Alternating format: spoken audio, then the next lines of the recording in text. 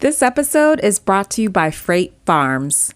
Freight Farms manufactures and sells the leading hydroponic container farm, the Greenery S. Built inside a 40-foot shipping container, the Greenery S uses innovative climate control technology paired with an IoT app called FarmHand to enable anyone to grow fresh food anywhere in the world. Visit freightfarms.com/edible activists to learn more. Full Service Radio is proudly supported and hosted by Simplecast, the easiest way for a podcast creator to publish and distribute audio on the internet. For more information, visit simplecast.com. Peace and welcome to the Edible Activist Podcast. I'm your host, Melissa L. Jones, broadcasting live from the lobby of the Line, D.C.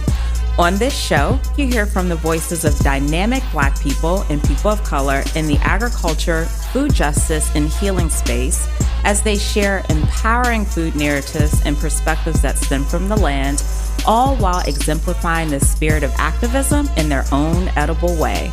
Let's get started.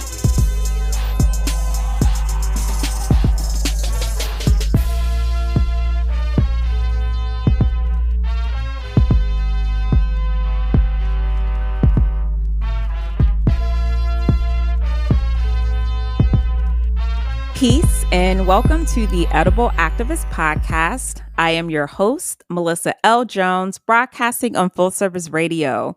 So for today's show, I have a very special guest who I'm really excited to chat with, Demario Vitalis, who is the owner and founder of New Age Provisions Farms, which uses technology to feed families and communities. Mario, which I'll call him throughout the show, started a hydroponics container farm in an urban lot of Indianapolis, Indiana, which we are going to chat about today. I'm so excited. Mario, welcome to the show. Thank you. Thank you, Melissa. Thanks for having me. I'm so excited to chat with you and learn about you, learn about your work. This is going to be so cool. So cool. You were my very first guest from Indianapolis. So you were really, thank you. I get to stamp the state now. Awesome. Hopefully I can hold it down for us Hoosiers. Yes. You got this, Mario. You got this. All right, Mario, we're just going to start out. I just want the audience and myself selfishly just to get to know you a bit more and your roots and where you're from. And then we're going to dive into some of the farming work that you've been doing, and especially hydroponics. And it's a whole thing. It's really beyond that. But let's just get to the root of who you are, your family, and your lineage. So give us some details. Okay. My name is Demario Vitalis. I'm the oldest of 5. I have 2 half brothers, and I have 3 half brothers and 1 half sister. I live in Indianapolis, Indiana. I grew up here, was born in San Francisco, California. I've been married 18 years now. I have 2 daughters and work full time, and I farm on the side. And I also do real estate on the side too. So I have a mixed bag of different streams of income. Oh my gosh. And you're talking to me today, Mario? That's a lot.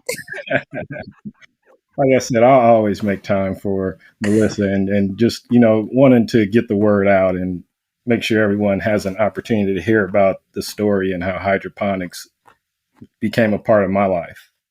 Absolutely. And so you're from San Fran, which is one of my favorite cities, great food city. Shout out to San Fran.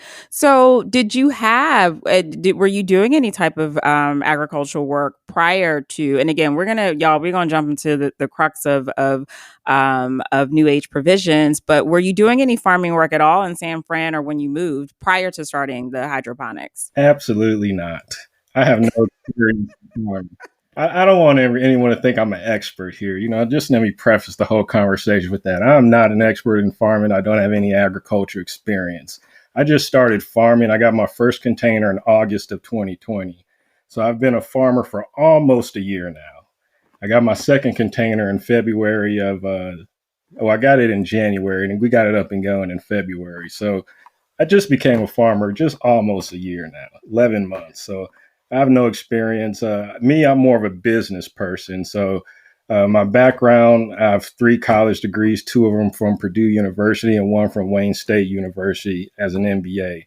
And when I saw this opportunity, that's what got me more into hydroponics and into growing things. In my history, I do have some past history of farming uh, from way back when, my grandparents were in the South. But as far as me having experience with when it comes to agriculture now, it's only been with the freight farm.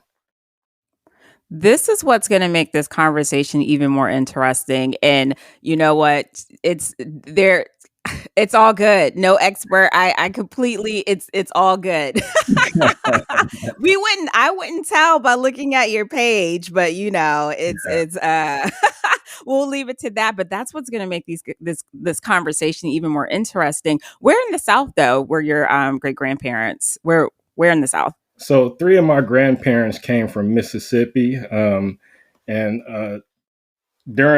so we grew up. Well, let me back up a little bit. So my grandparents grew up in Mississippi, and then they eventually migrated to San Francisco. But before that, they grew up on the land that they were once slaves on, and they were so they became transitioned from slaves to sharecroppers. And then when my grandmother became of age, they were able to go to school, get their education. And once they got out of high school, she was like, we're done with the South. They became a part of that great migration away from the South, and they got far away from the South as possible and landed in San Francisco, California. And that's where my grandmother and my grandfather, got married and started to raise their kids, in which I was born from that part of the lineage. Wow. So from Mississippi to San Francisco. Yep. And San Wow. Wow. Francisco My to family's from the Indianapolis. South. My from Mississippi specifically in Alabama. So wow. And I haven't come across a Mississippian who's migrated over to San Francisco specifically. So that's really Mhm. interesting. Wow. Yeah, it's an Wow. interesting story. If you kind of look at all of, the generation before us, the majority of our connections have generated from the South, Oh, either from absolutely. Alabama or Mississippi. That's where the majority of our people have come from. And now we're dispersed all across North America. Wow. Yeah. Yeah. So what is the food landscape? I know that, for you is the business side to growing, but what is the food landscape in Indianapolis in terms of, what does that food landscape look like in terms of grocery stores, markets, and where you are specifically? Yeah, so where I am, we're located on the east side of Indianapolis, 3415 East 10th Street, and that area is considered a food desert. And that means that residents have limited access to like fresh produce. We do have stores, but a lot of the produce that the stores buy from are shipped either from the West Coast or from the South. So a lot of it gets shipped, and during that transit time, it loses a lot of its nutritional value. But Indianapolis is also a producer of corn and soybeans. So we get the freshest corn and the best soybean. But when it comes to fresh produce, it still remains a food desert. And so businesses like mine are helpful in solving that food desert issue. All right. So you're a freight farmer. So talk to us about that. Freight Yes, yes. farming. So what Didn't have, I mean, just I am here for these conversations. And so just in 2020, I saw pictures of the ribbon cutting, which is cutting the lock. I loved it. I love that so much, Mario. awesome. Yeah, and all the videos and all of that can be found on our YouTube. And so it's been such an experience over the last year. And it's funny you call it a freight farming because that's a new term, but I get it now. I'm part of the freight farm family. And so what we're talking about here is imagine those shipping containers that go up and down the highway that carry the goods in them. Uh, a freight farm is essentially a farming hydroponic farming system inside of one of those shipping containers. And so my company owns 2 of those shipping containers, and we have them on the east side of Indianapolis on a used car lot. And within those shipping containers, we're capable of growing fresh produce year round, 365 days a year, just using nutrients and water and electricity. That's it.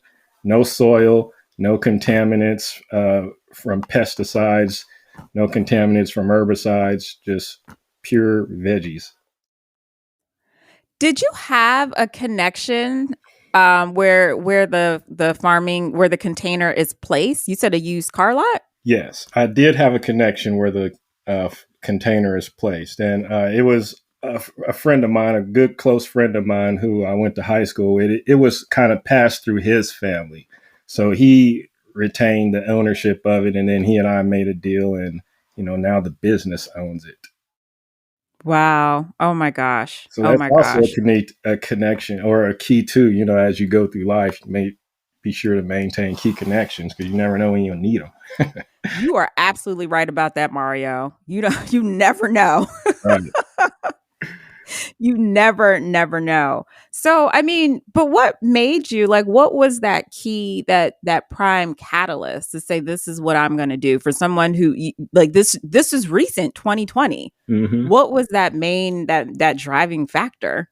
I think it was the opportunity of being the first one in Indianapolis or in Indiana in general to own a freight farm, and also the opportunity to be the first African American to own a freight farm. And it was just, once I kind of did the math, and it was one of those things that timing is everything. And if it was something that I wanted to get into, I needed to get into it soon. So yeah, timing and opportunity. That's what did it for me. And after, doing research, I just decided to go forward with the business case, go forward with the looking for funding, and go forward with making it happen. So you started out with one and now you have two. That's correct? Yes. Wow. Which is a story in itself. For someone who isn't the expert. Yeah, so I ended up with two. Let's put it that I ended up with two. Okay. It was more like that. I gotcha. So let's talk about the hydroponic, growing. There we don't actually talk too much about hydroponics here in the show. So for those who aren't aware, let's really dive into that some more, because we have some folks who are, who have farmers who are all for it, and then we have some who aren't. But let's dive into it for those who are new to this space. Okay, no problem. So hydroponics is a form of growing plants without soil. So you're just using nothing but water, and you're putting nutrients inside the water. In traditional farming, soil provides the nutrients to the plants, and that's how they get their nutrients. But in hydroponics, you're providing the nutrients inside the water, and the plants are absorbing the nutrients through the water. So the freight farm system is designed to emphasize hydroponic growing. You have nutrient tanks that dose nutrients into the water, and then the water circulates around the plant and around the system, and that's how the plants get their nutrients and are able to grow. And it's also a contained environment, so you have control over your temperature, you have control over your humidity, you have control over your pH levels, and also your EC levels. And when you acquired the first container, what were some of the challenges that you encountered in setting this up? Or was it just really all right, I got everything I need inside this container, we're good to go. But what were some of those challenges or learning curves rather, when you got started? Yeah, it's so operating the container is pretty seamless. And when it operates great. And for me, it was just kind of learning to operate this new piece of equipment. You have to keep the water going, keep the pumps flowing, keep nutrients inside the tanks, and just make sure that you're providing an optimal environment for the plants to grow. So for me, it was just learning that and such, learning to control the pH levels, learning to know when the water needs to be changed, learning to check the filters, and doing things like that, the maintenance of the equipment to keep it running. Oh, okay. And so what do we got growing inside the container? Oh yeah. So I grow in three categories. I grow herbs, I grow leafy greens, and I grow lettuces. So Where's my plate? Where's my plate, Mario? hey, see, I have one of those systems where you have to. I can make a salad for you. You know, it's some of the Mm. freshest salads you ever find. And just imagine having a salad that still has the root on it. You know, you can't get no fresher than that. So Oh my. I grow a variety of herbs, mint, basil. I grow three kinds of basil: Genovese, sweet Thai, and also Italian. I grow oregano, cilantro, dill. For leafy greens, I have arugula growing. I have three kinds of kale growing: starboard kale, Toscano kale, black magic kale, and I also have a variety of lettuces. And I've used my other container for lettuce because I can control the temperature in the other container. And so I can lower the temperature, which provides an optimal environment for lettuces. And you can even control the lights as well. So I have lettuce growing in Oh. a separate container, have the reds on one side and the greens on the other side. So yeah, it's a science. It become a science. It definitely is a science, already is a science, and Yeah. continues to be a science. Can we go back to this black magic kale though? That just sounds so delicious and so delightful. The black magic kale is like a cousin of Toscano kale. It's similar in look, but the leaves are a little bit more tender and they're smaller. So it's good. It's real good. Mm. And so who are you do you have, are you partnering with restaurants or like who are you at markets or are folks able to, pick get their salad Mhm. in for the night? Like who are your clients? Who are you servicing? So we sell directly off our website. You can order directly from us, and we'll pick it and provide it to you. We also sell through marketwagon.com where you can order online there. We sell on Hoosier Harvest Market, and we're also trying to build up our local clientele with restaurants. So we're continuing to grow that market as well. Okay. Okay. And so this is so interesting. It really is. Why like so I say I'm interested in container farming, right? Like Mhm. what would be your biggest push for someone to get into the space of container farming? Like it's still I feel like it's still like a slow people are doing it. Even in Mhm. traditional farming, people are doing it, putting containers on their farms, whether it's hydroponic or not, Yep. what they're doing inside. But like what would you say would be your biggest push to, move people towards the container farming model? Well, I would say it would be a push towards hydroponic farming. That's what I would push Okay. towards people towards. No matter if it's in a container, if it's in your basement, if it's in a greenhouse, try hydroponic farming. It's something that gets you independent of the land. And that's the problem that I ran into when I was starting up was access to land and to be able to do traditional farming. With hydroponic Mm. farming, you become independent of the land. You can be able to grow hydroponics in a warehouse, in a back room. So learn more about hydroponic farming and then, find your place where you can grow and expand naturally as your business grows and expand. And Wow, yeah, I gotcha. So were you actually looking for land prior yes. to you Yes. were? Well, one of the things I mentioned earlier was, I do real estate. And so I had empty Mhm. lots around the city of Indianapolis. And I was looking to make better use of those empty lots. And that's how I stumbled upon, containers in general and the use of those. I was trying to do modular homes with the containers, but due to some of the regulations in Indianapolis, it was just better to put vegetables in those containers than it was to put, people in them. So Mm, yeah, yeah. I went towards the, container farming method. And when I started narrowing down the choices, I decided to go with freight farms because they had a better yield and also the technology was better, in my opinion. Wow, okay. And you have a hemp license, don't you? Yes, I do.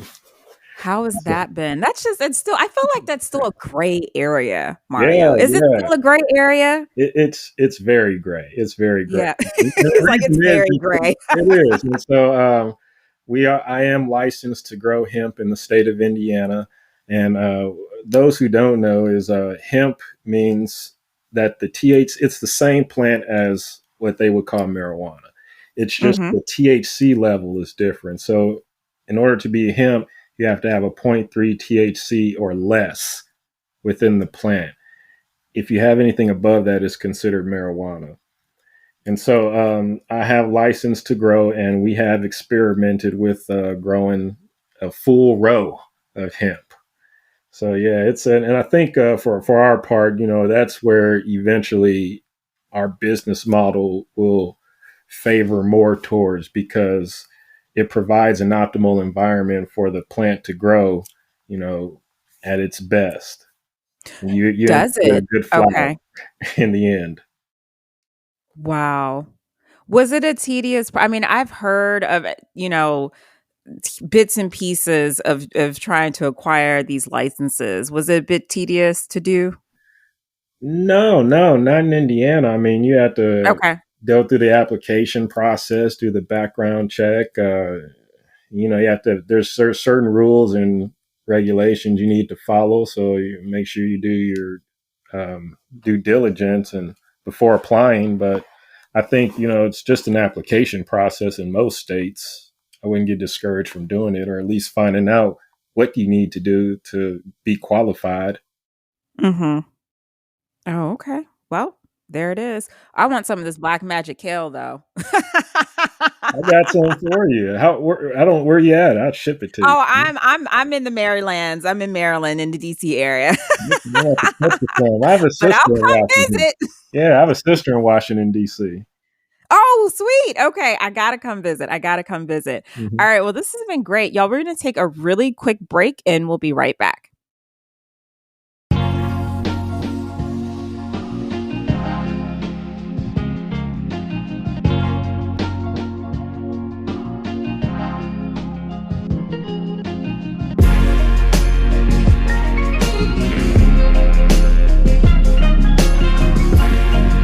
You're listening to Perfect Day, produced by Artists Authentic. For more of Authentic's work, visit allornothingstudios.com.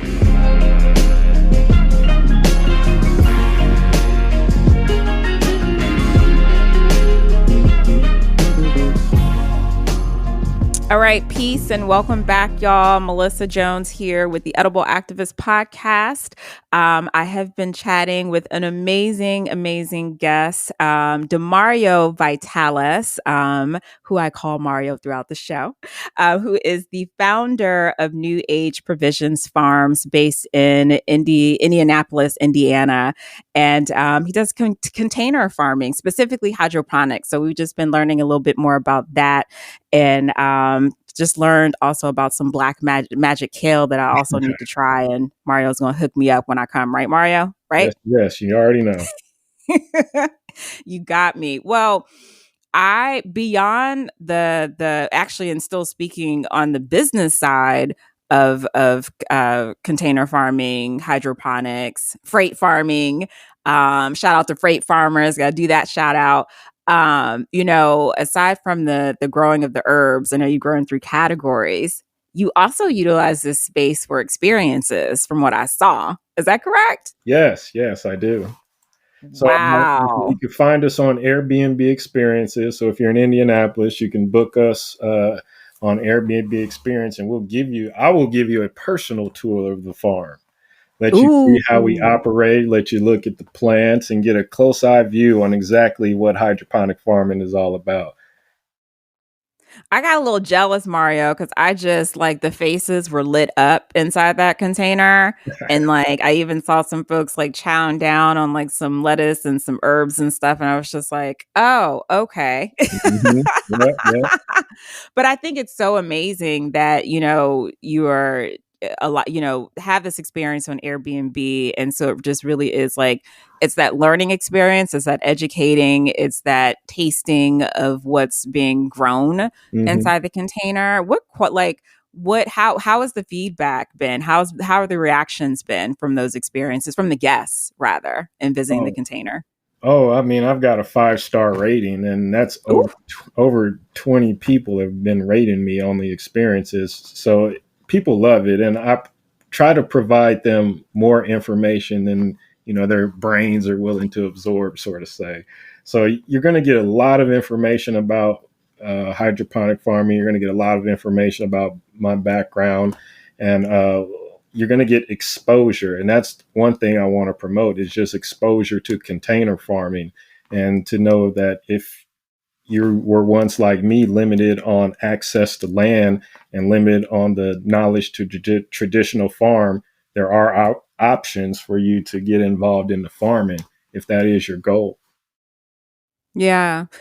Do you feel like, near future, that if you did come across land, you were able to acquire land, do you feel like now that you've been doing this for a year, do you feel like for you, traditional farming could still be an option? Or do you just feel like ain't no turning back? Hydroponics, container farming, like this is it? Or is there still a little bit of space? Is there still a little bit of room for that traditional farming? Absolutely not. I'm sorry. I am not. I'm not I'm not the judging. one. I'm I'm not not the one. judging. You know what I'm saying? I mean, much respect to traditional farmers, but it's too hot outside. It's dirty. There's bugs out there. I'm cool. I'm not that type. In my containers, I keep the temperature at 65, 70 degrees. I got the music playing. I got a TV up. I got Netflix going. It's chill. It's chill spot. It's 365 days a year. We're like that. Rain, sleet, or snow. And in Indiana, we get all the seasons. We get You get summer, all of them. winter, spring, fall. It's all there. So, and inside the container, it's the same temperature.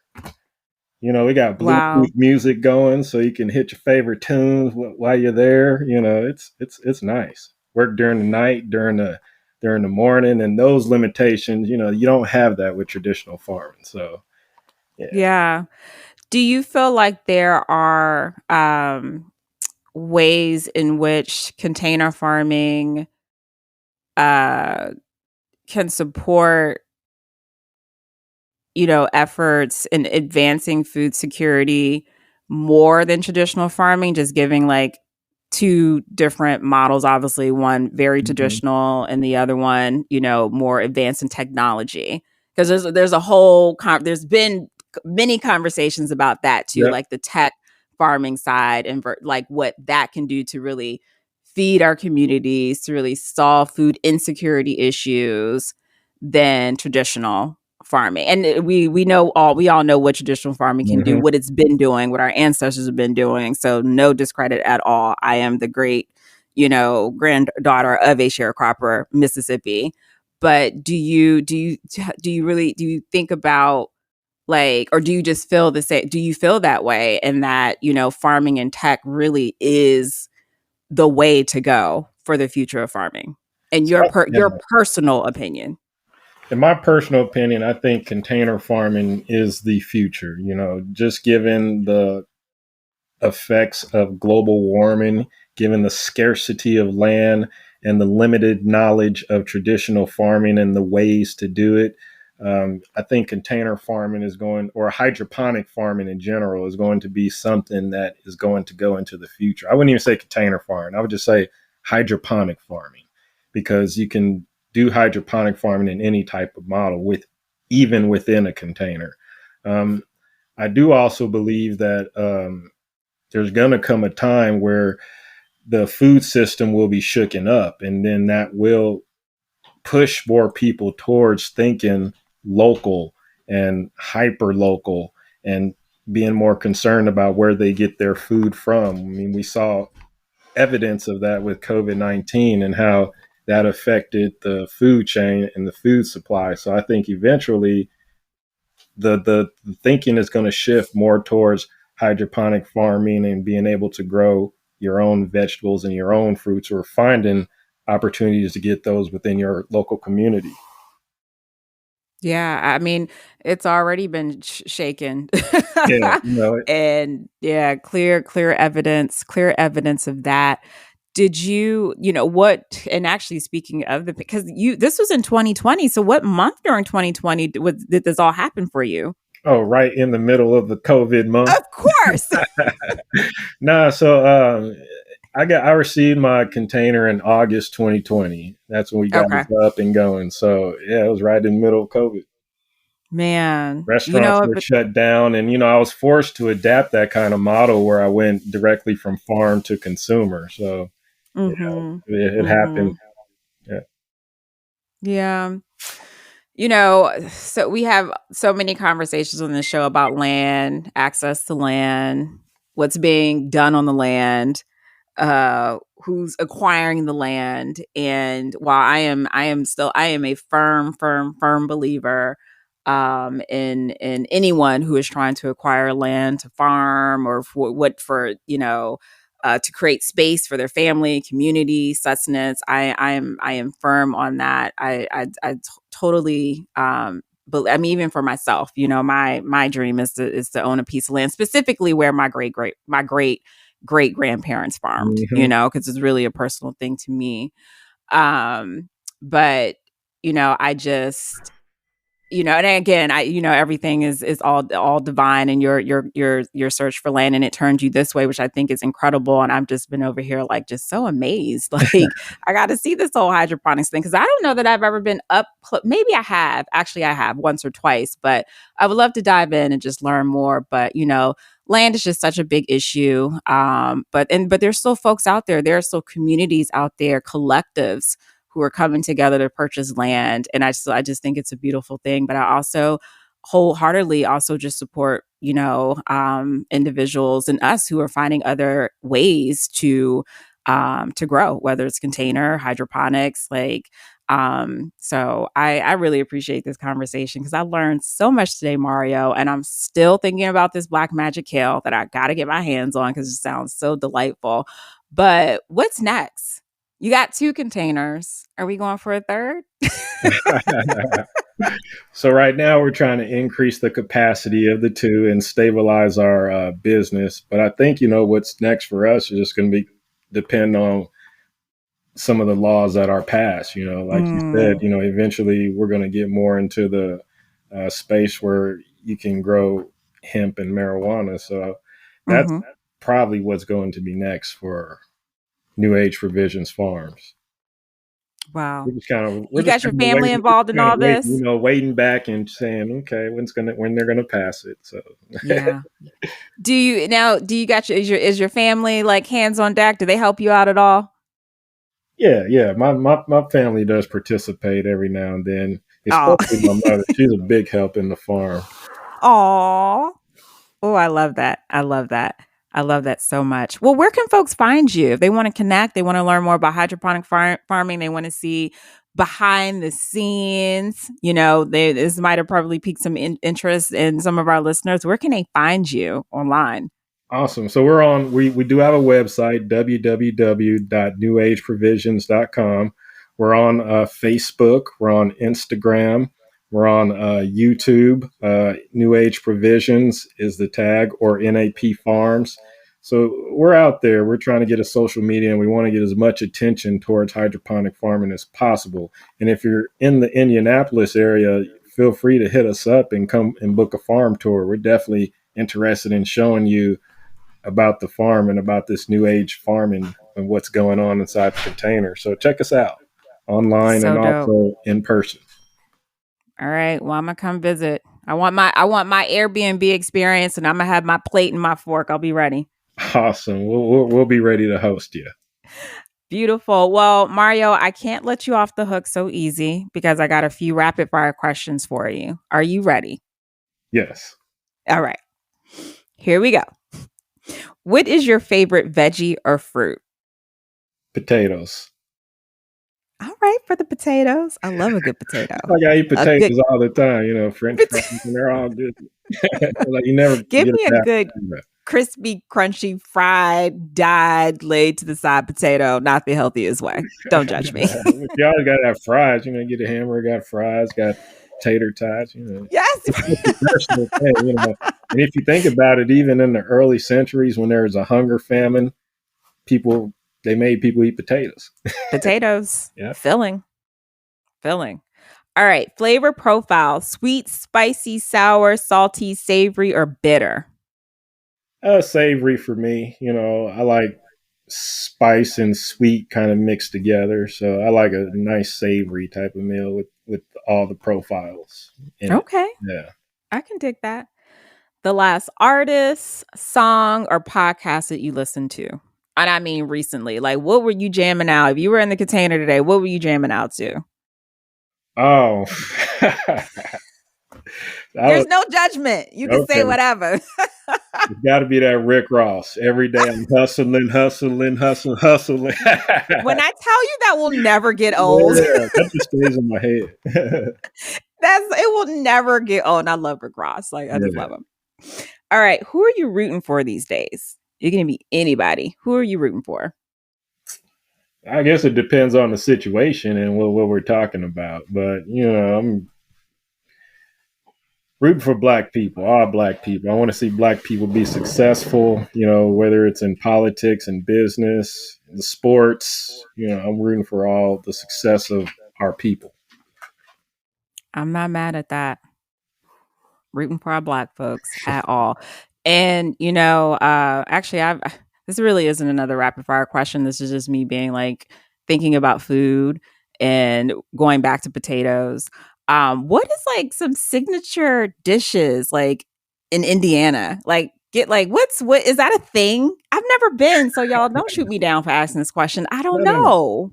So Indiana corn, whenever you're here, if you go to a state fair, you got to go to the corn booth and get a nice buttered piece of corn. And we're the number one producer of corn, or at least we're at the top. So Indiana's most popular for corn.